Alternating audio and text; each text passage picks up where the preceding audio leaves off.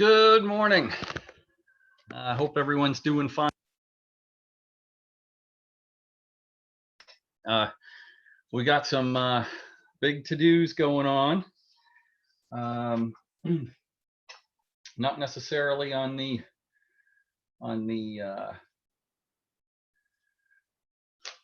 judicial branch front, but we do on the governor's restarting of Maine's economy. Angela and I and David Austin actually got together and sifted through what we believe applies to the legal profession, and we've kind of summarized it here on this slide. The legal services employees are to continue to work remotely if they can for the month of May. And then beginning in June, they are listed in stage 2, specifically legal services, as along with other state employees, as indicated they may return to offices. Now, I don't know how many got a chance to actually listen to the governor's rollout. But the governor mentioned a program of essentially getting checklists certified and getting badged. I think she used the word badging. And as far as we can tell, it does not appear to apply to the legal profession, but we are going to channel up a question. We already had a question about badging for legal offices, and we are going to channel that up to the governor and get more information on it.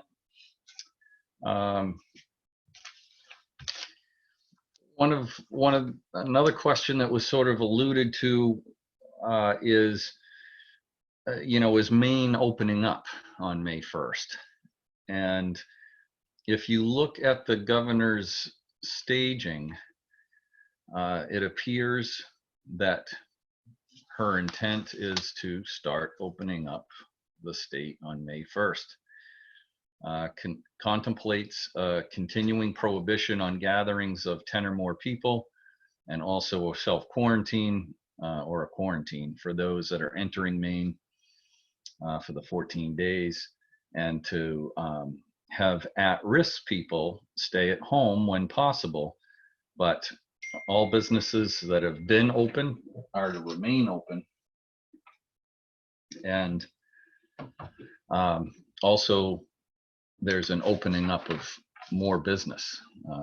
She's essentially opened up drive-in theaters, golf courses, marinas, barbershops and hair salons, dog grooming, and auto dealerships. And if you look at what was presented, they actually presented like a sample checklist for auto dealerships on her webpage.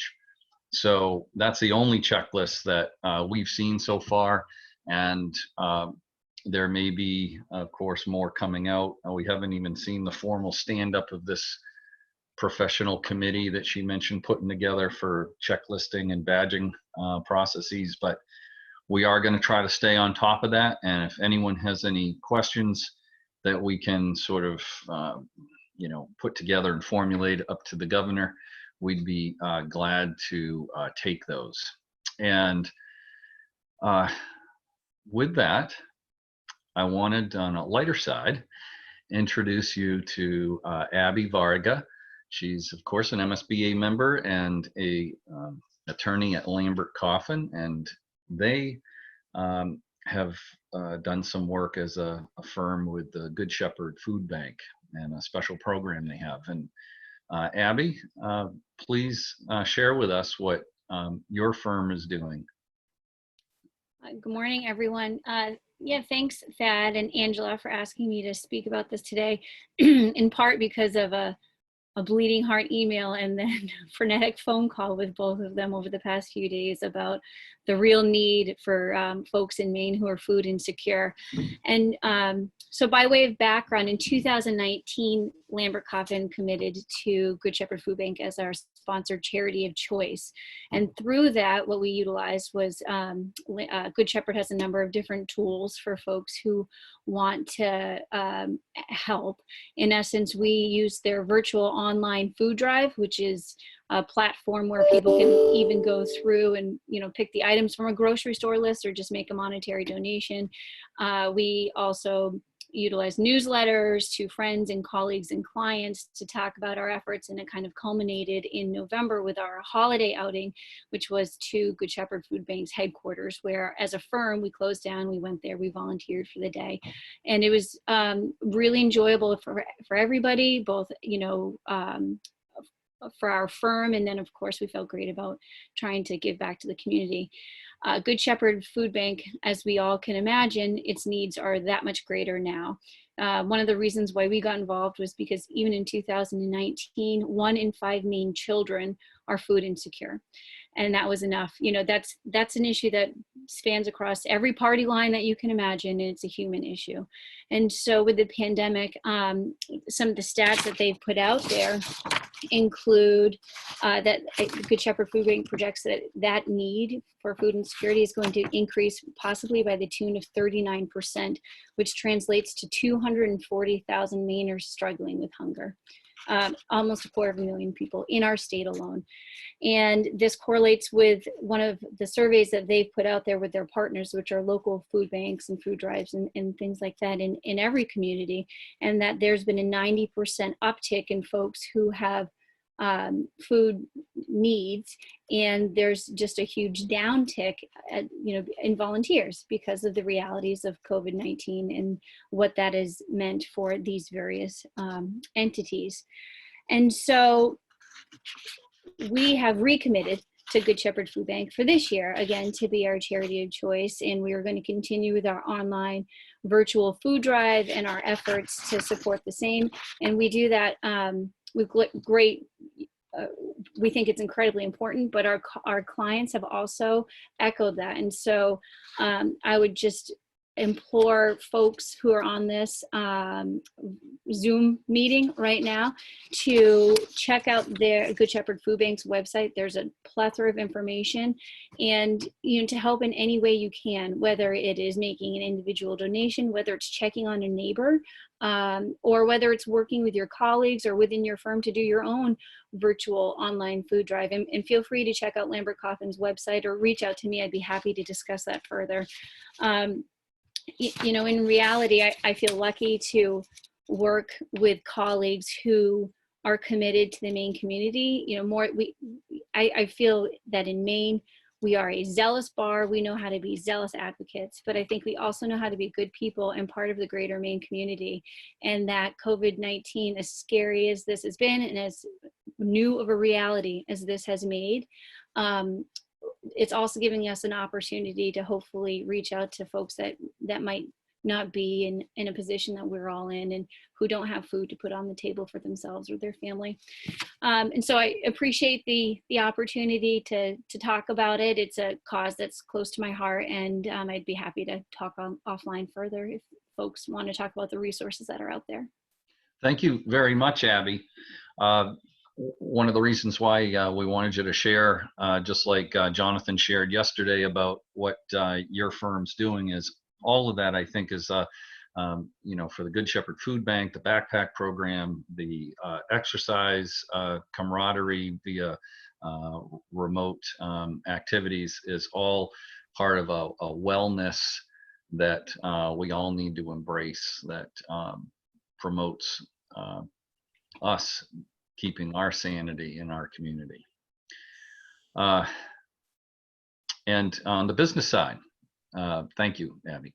On the business side, Angela, what is it we have? Good morning, everybody. Well, because of the new order, I was working on a stepped plan to get back into the office for my staff. However, because we have been successfully working remotely, and the recommendation at this point is to continue to do so, if we are able, which we are, we will continue to work remotely through May. I occasionally go in. I've got a couple other people that occasionally go in, sign checks, all that stuff. So that will continue. But just know that if you can't reach us immediately by phone, to leave a message or send us an email, we will get back to you. And I'll always use the website to get in touch with us as well. As far as the 2020 Summer Bar Conference, based on the new information from the governor's office, obviously, at this point, with hotels not opening up and that kind of thing, we will not continue the Summer Bar Conference in its current in-person meeting format. We are unsure how it may progress. We may find out we have to cancel it entirely. We may find another way to hold it, maybe virtually, some meetings. We're not sure yet, but we are discussing the possible options. So just be on the lookout for that information, and we'll share with you as we figure out more. And finally, don't forget, we've got Judge Margot Jolie joining us tomorrow from the probate court, and Aria E from the overseers. And I guess that also brings me to some very sad news for those of you that may not have yet heard, that Executive Director of the Board of Overseers, Jackie Rogers, did pass away in the early hours of this morning. So please keep her family in your thoughts. Thanks. Thank you, Angela. And it's too bad that the Summer Bar Conference is not going to go in its current form. And that, just for an FYI, the reason for that is Stage 2 embraces the month of June, where the governor says there'll be a prohibition on gatherings of more than 50 people. And just an FYI, this rollout of the governor's stages, I actually have not seen in the form of an executive order. So I'm not sure that prohibitions or violations are going to carry the criminal ramifications that her update on the 14th of April carried. But we'll see what rolls out. On the personal side, I'm thankful in general for our supportive housemates. In my case, that's my wife and my daughter. They, of course, have to be compromising and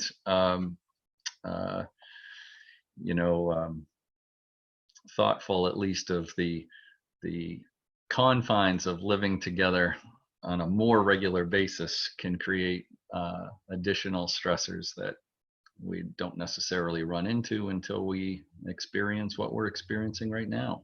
And I'm thankful for their patience. So time-wise, we are at 11:13. We did have someone reach out and make a question related to how we deal with clients in the month of May. And the interpretation that I garnered from the stage rollout is that for the month of May, the way we have contact with our clients is a continuation of what we've been doing currently. So that's on an as needed basis, rolling out all the safety precautions we can. And I encourage you, it does have some helpful information on the sample checklist. That was also a link along with the handout that she gave or posted for the rollout of the stages. We've already implemented some of those things at our office, but there's more there that certainly can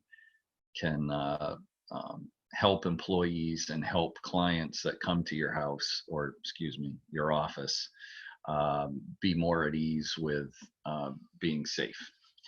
Let's see, did we have any other questions? Angela, do we have any other questions that came in? Not yet? Okay. All right. Well, tomorrow, like Angela said, we've got a guest coming, and we possibly are going to have more information to share from the governor's office. Actually, Thad, I did have a question about condolences to Jackie's family. At this time, the only address I have to pass on would be that people send it to the overseers, and I know that Aria will make sure her family receives anything. Thanks. Thanks, Angela. All right. Seeing no other questions, we will reconvene tomorrow at 11. Thanks for joining, everyone.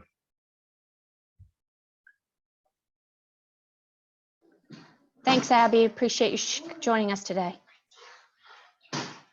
Thanks for the opportunity, Angela. Bye, everyone.